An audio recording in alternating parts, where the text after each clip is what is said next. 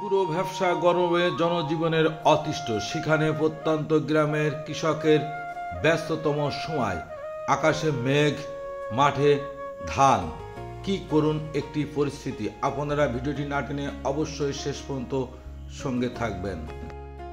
আমরা কয় ভাই তালের রস খেতে এসেছিলাম। আমরা প্রত্যেকেই কৃষক পরিবারের সন্তান। এই তীব্র ভ্যাপসা গরমে কৃষকের এই পরিশ্রম করতে দেখে আমাদের সেই ফেলে আসা অতীতের কথা মনে পড়ে গেল। তাই ভাবলাম আমরা আবারও নিজের শরীর দিয়ে অনুভব করে আসি কৃষক কতটা পরিশ্রম করে আমাদের মুখে দুটো খাবার তুলে দেওয়ার জন্য।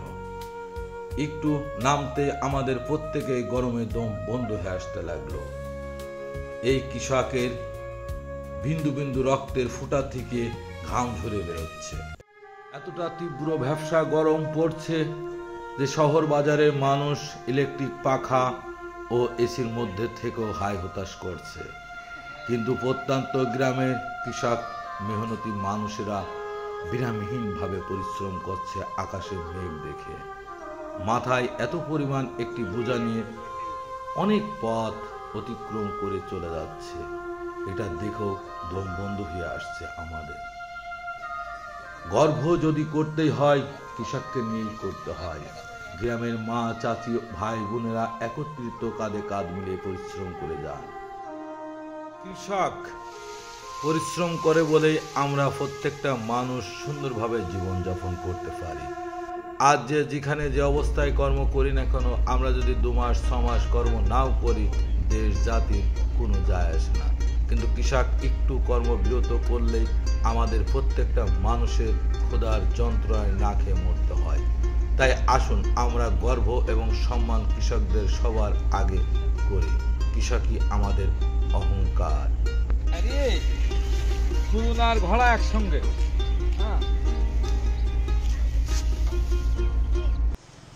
জানতাম না প্রেম করে বলে তুই আমারে শিখাইলি,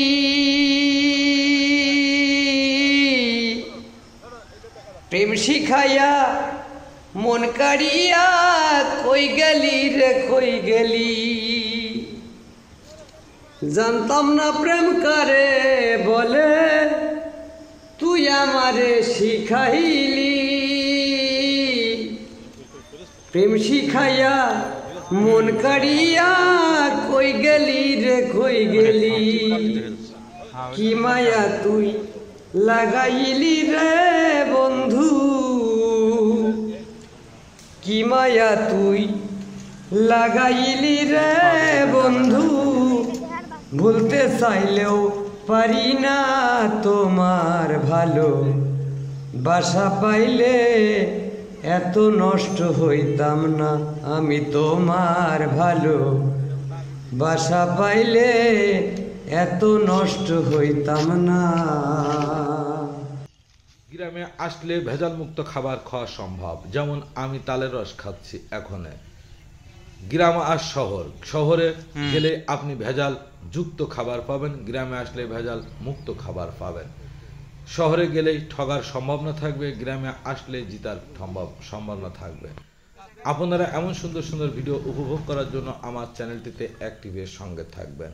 আর প্রত্যেকটা মানুষের কাছে সবিনয়ে অনুরোধ, কৃষককে সম্মান করবেন, ভালো মন্দ খাবার, টাটকা খাবার খেতে গ্রামে আসবেন।